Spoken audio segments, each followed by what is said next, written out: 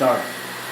আসসালামু আলাইকুম প্রিয় শিক্ষার্থী ও অভিভাবকবৃন্দ, সবাইকে শুভেচ্ছা জানিয়ে আমি শুরু করছি। আমি মোহাম্মদ মামুন মিয়া, সহকারী শিক্ষক বিজ্ঞান, বায়াচর আদর্শ উচ্চ বিদ্যালয়, বানসারামপুর, ব্রাহ্মণবাড়িয়া। আজকে আমরা আলোচনা করব নবম দশম শ্রেণীর রসায়ন বিজ্ঞান অধ্যায় 11। এই অধ্যায়টা খুবই ইম্পর্টেন্ট, কারণ পুরো রসায়ন বিজ্ঞানের মধ্যে একমাত্র এই চ্যাপ্টারটি জৈব যৌগের সম্পর্কে আলোচনা করেছে, যা তোমাদের নবম শ্রেণীর পর থেকে এবং ইন্টারমিডিয়েট যখন যাবা তখন পুরোপুরি রসায়ন দ্বিতীয় পত্র, যে এই দ্বিতীয় পত্র পুরোটাই অর্গানিক মানে জৈব যৌগ সম্পর্কে আলোচনা হবে।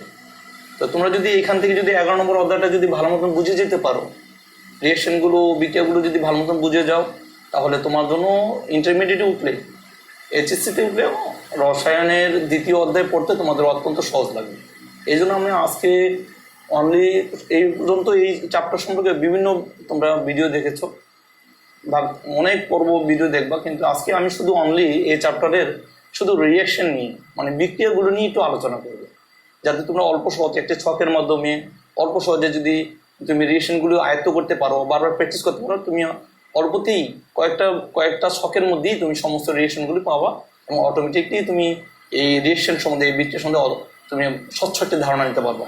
এই জন্য আজকে আমরা শুরু করছি। আজকে ফার্স্ট শুরু করবো আমরা অ্যালকেন থেকে। দেখো একটা টপিক নিয়ে আলোচনা হচ্ছে অ্যালকেন হতে অ্যালকিন, অ্যালকাইন, অ্যালকোহল, অ্যালডিহাইড ও ফ্যাটি অ্যাসিড কীভাবে আমরা পেতে পারি।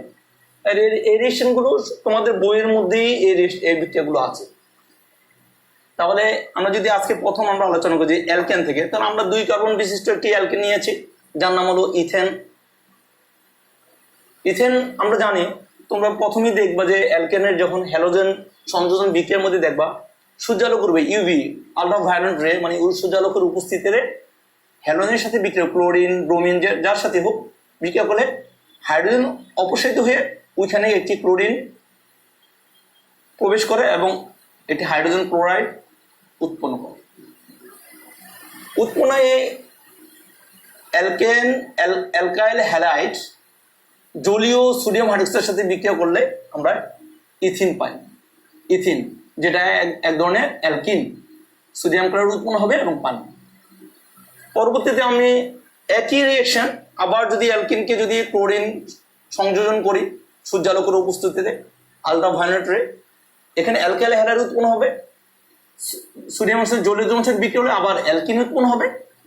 আর অ্যালকিনের সাথে ইথেনের সাথে যদি ব্রোমিন সংযোজন বিক্রিয়া করি তাহলে কি ডাইব্রোমো ইথেন উৎপন্ন হবে। আর ডাইব্রোমো ইথেনকে যদি অ্যালকোহলীয় পটাশিয়াম হাইড্রোক্সাইডের সাথে বিক্রিয়া করে তাহলে অ্যালকাইন মানে ইথাইন উৎপন্ন হবে, যেটা এক ধরনের অ্যালকাইন, পটাশিয়াম ডাইক্রোমেট আর পানি উৎপন্ন হবে। নেক্সট অ্যালকেনের সাথে যদি আবার ব্রোমিন সংযোজন, যেহেতু হ্যালোজেন সংযোজন, ক্লোরিন, ব্রোমিন, আমরা জানি হ্যালোজেন মধ্যে কে কে আছে, ক্লোরিন, ব্রোমিন, আয়োডিন, এই সবগুলো হলো হ্যালোজেন মৌল। তাহলে এখানে যদি আমি ব্রোমিন দিই তাহলে ব্রোমিন সংযুক্ত হবে, হাইড্রোজেন বন্ধন উৎপন্ন হবে। আর জলীয় সোডিয়ামের সাথে বিক্রিয়া করলে আমরা জানি সোডিয়াম হাইড্রোজেন জলীয় দ্রবণের সাথে বিক্রিয়া হয়, অ্যালকাইল ব্রোমাইডের সাথে বিক্রিয়া করলে ইথানল উৎপন্ন, যা এক ধরনের অ্যালকোহল, আর সোডিয়াম ব্রোমাইড উৎপন্ন হবে। প্রতিটি বিক্রিয়া আমি আবার ভেঙে ভেঙে তোমাদেরকে দেখাবো। একইভাবে ব্রোমিনের সাথে যদি সূর্যালোকের উপস্থিতিতে আবার অ্যালকাইল ব্রোমাইড, আবার সোডিয়াম সাথে জলীয় দ্রবণের সাথে বিক্রিয়া হলে অ্যালকোহল, আর অ্যালকোহলের সাথে বিক্রিয়া করলে জাইমোনোক্সিন কার উপস্থিতি, পটাশিয়াম ডাইক্রোমেট আর সালফিউরিক অ্যাসিডের উপস্থিতিতে এই পটাশিয়াম ডাইক্রোমেট আর সালফিউরিক অ্যাসিড বিক্রিয়া করে জাইমোনোক্সিন উৎপন্ন হয়।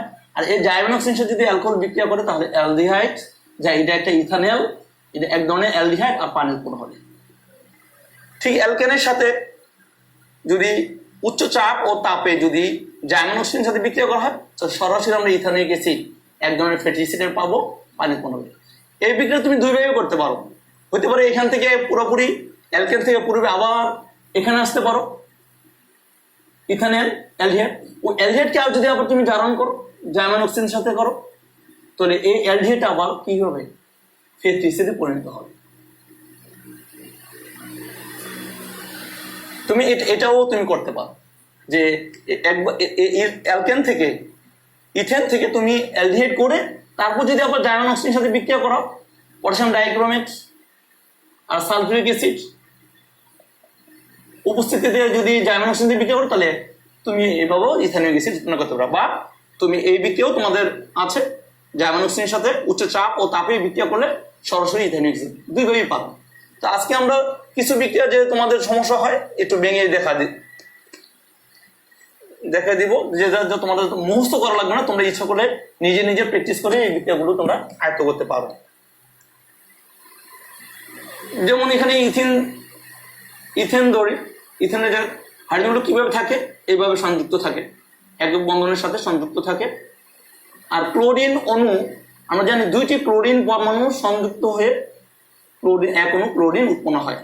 তো এই ক্লোরিন তাহলে এইখানকার হাইড্রোজেন এই এক ক্লোরিনকে নিয়ে চলে যাবে, আর এই ক্লোরিনটা এখানে এসে কার্বনের সাথে যুক্ত হবে কিসের উপস্থিতিতে?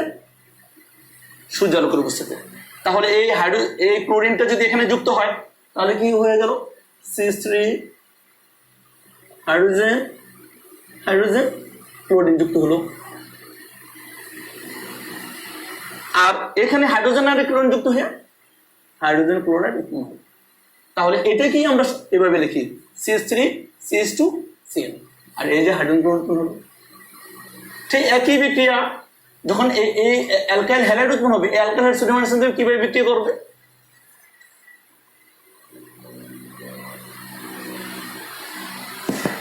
এই অ্যালকাইল হ্যালাইড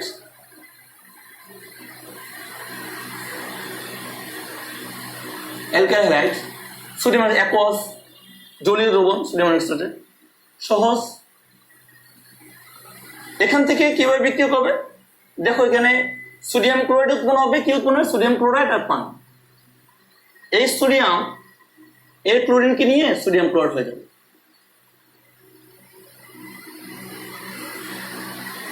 আর এখান থেকে যে হাইড্রোজেন আছে না, এখানে CH3 তিনটা হাইড্রোজেন,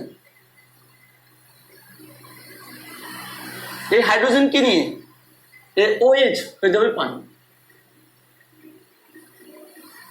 তাহলে এখানে তার একটি হাইড্রোজেন চলে গেল, একটি হাত খালি হয়ে গেল, একটি বন্ধন ফ্রি হয়ে গেল। আর এখান থেকে ক্লোরিন চলে সোডিয়াম নিয়ে যাওয়ার কারণে তার একটি হাত ফ্রি হয়ে গেল।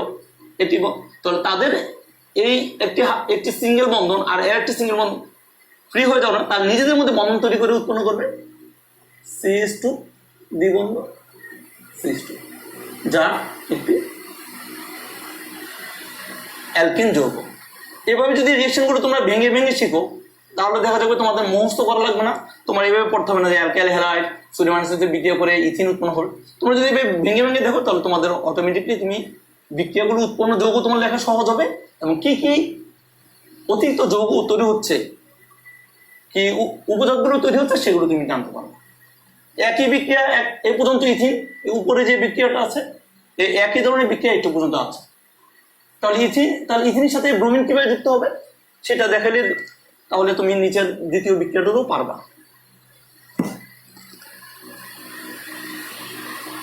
দ্বিবন্ধন আর ব্রোমিন হলো আমরা জানি দুইটি ব্রোমিন পরমাণু দ্বারা দুইটি এখনো ব্রোমিন উৎপন্ন হয়। তাহলে এই দ্বিবন্ধন কি হয়ে যাবে? এই দ্বিবন্ধনটা ভেঙে যাবে, তাদের এই দ্বিবন্ধনটা কি হয়ে যাবে? ভেঙে যাবে। এই দ্বিবন্ধনটা ভেঙে যাওয়ার কারণে তাদের কি হয়েছে? তাদের একটা হাত কি হবে? ফ্রি হবে, তাদের এই একটা বন্ধন ফ্রি হয়ে যাবে। তো একটা ব্রোমিন অণু এখানে সংযুক্ত হবে, আর একটা ব্রোমিন পরমাণু এখানে সংযুক্ত হয়ে কি হবে? CH2 বন্ধন ব্রোমিন, তাহলে কি উৎপন্ন? ড্রাই ব্রোমো ইথেন উৎপন্ন হয়ে যাবে। তুমি এটা মুখস্থ করা নিতে, কারণ দ্বিবন্ধন কোনো যুক্তর সাথে অসম্পৃক্ত যৌগ অসম্পৃক্ত অ্যালকেনের সাথে ব্রোমিন দ্রবণ যুক্ত করলেই ব্রোমিনের বর্ণ বিদ্যুৎ হয়ে কি হবে? ডাই ব্রোমো অ্যালকেন উৎপন্ন হবে। আর এটা তোমার এলো দ্বিবন্ধিত যৌগের সংযোগ পরীক্ষার ক্ষেত্রে তোমাদের বইতেও আছে। দ্বিবন্ধিত যৌগের সাথে ব্রোমিন দ্রবণ বিক্রিয়া করলে ব্রোমিনের বর্ণ লাল বর্ণ বিদ্যুৎ হয়ে কি হবে? ডাই ব্রোমো ইথেন উৎপন্ন। এটা হচ্ছে সংযোগ পরীক্ষা, এটা তোমরা এখান থেকেই পেয়ে যাবা। তারপর কি হবে? ডাই ব্রোমো অ্যালকেনের সাথে পটাশিয়াম হাইড্রোক্সাইড বিক্রিয়া করবে। তাও কি হবে? পটাশিয়াম হাইড্রোক্সাইড বিক্রিয়া করলে কি হবে?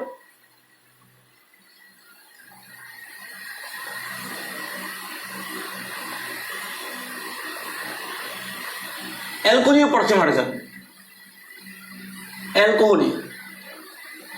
অ্যালকোহলীয় পটাশিয়াম হাইড্রোজেন বিক্রিয়া করলে কি হবে, এই পটাশিয়াম করবে এই ব্রোমিনকে নিয়ে যাবে, ব্রোমিনকে নিয়ে উৎপন্ন হবে কি পটাশিয়াম ব্রোমাইড।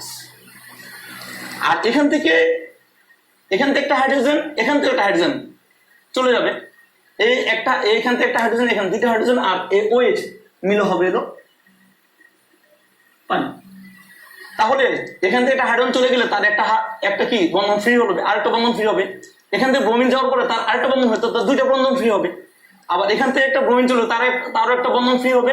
এখান থেকে হাইড্রোজেন চলে যাওয়ার পর তার আরেকটা বন্ধন, তো দুইটা বন্ধন, তো দুইটা বন্ধন ফ্রি হলে তারা আবার নিজেদের মধ্যে বন্ধন তৈরি, একটা তো বন্ধন ছিলই, দুইটা বন্ধন ফ্রি হওয়ার কারণে, দুইটা হাত ফ্রি হওয়ার কারণে তার নিজেদের মধ্যে আবার বন্ধন তৈরি কি হবে, এটার নাম হলো ইথাইন, যা একটা অ্যালকাইন। তো এইভাবে আমরা একই ধরনের তৃতীয় নম্বর বিক্রিয়া ব্রোমিন, যেহেতু ক্লোরিনের সাথে বিক্রিয়া করলে একই অ্যালকাইল ক্লোরাইড, তাহলে ব্রোমিনের সাথে বিক্রিয়া করলে অ্যালকাইল ব্রোমাইড হবে। আর অ্যালকাইল ব্রোমাইড যেহেতু জলীয় দ্রবণের সাথে সোডিয়ামের সাথে বিক্রিয়া করলে কি হবে, জলীয় দ্রবণ সোডিয়ামের সাথে বিক্রিয়া করলে ইথানল অ্যালকোহল উৎপন্ন হবে। সহজ বিক্রিয়া, সোডিয়াম ব্রোমিক নিয়ে যাবে সোডিয়াম ব্রোমাইড, আর এই OH এর সাথে কি হবে অ্যালকাইলের সাথে যুক্ত হয়ে হবে ইথানল, সহজেই অ্যালকোহল উৎপন্ন হয়ে যাবে। একইভাবে এখান থেকে তোমরা এই যে একই বিক্রিয়া, এই পুরো বিক্রিয়াটা কি, এটা কিন্তু অ্যালকোহল বিক্রিয়া, ঠিক আছে, খালি জাইমান অক্সিজেনের সাথে বিক্রিয়া করলে অ্যালডিহাইড হবে। জাইমান অক্সিজেনের সাথে বিক্রিয়া করলে খালি এটা দেখালি মোটামুটি তোমাদের এই অংশটা ক্লিয়ার হয়ে যাবে। তোমরা অল্প দিয়ে তোমরা এই বিক্রিয়াগুলো প্র্যাকটিস করলি। অ্যালকোহলের সাথে জাইমান অক্সিজেন বিক্রিয়া করবে, পটাশিয়াম ডাইক্রোমেট আর সালফিউরিক অ্যাসিড। প্রথমে পটাশিয়াম ডাইক্রোমেট আর সালফিউরিক অ্যাসিড বিক্রিয়া করে জাইমান অক্সিজেন উৎপন্ন করবে।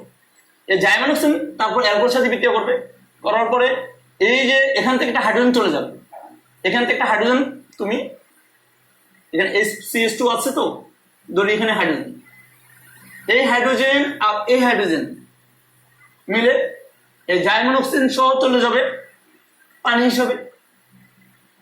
আর কি থাকবে CH3CHO, CH3CHO, এটি হলো ইথানল, যেটাকে বলি এটা এক ধরনের এসিটালডিহাইড বা ইথানল, যা এক ধরনের একটি অ্যালডিহাইড। তুমি অ্যালডিহাইডকে আবার যদি জাইমান অক্সিজেন দ্বারা জাহিত করো তাহলে কি হবে, ইথানোয়িক অ্যাসিড, যা এক ধরনের কি ফ্যাটি অ্যাসিড। এভাবে যদি তুমি রিয়েকশন করো, একটা ছকের আকারে যদি রিয়েকশন করো, দেখো এগুলো তোমাদের সমস্ত এই বিক্রিয়াগুলো তোমাদের পেজে আছে, 74-75 পেজে গিয়ে দেখবা, 274-75 এই চ্যাপ্টারের পেজে এই বিক্রিয়াগুলো, সমস্ত বিক্রিয়াগুলো তোমাদের এখানে আছে।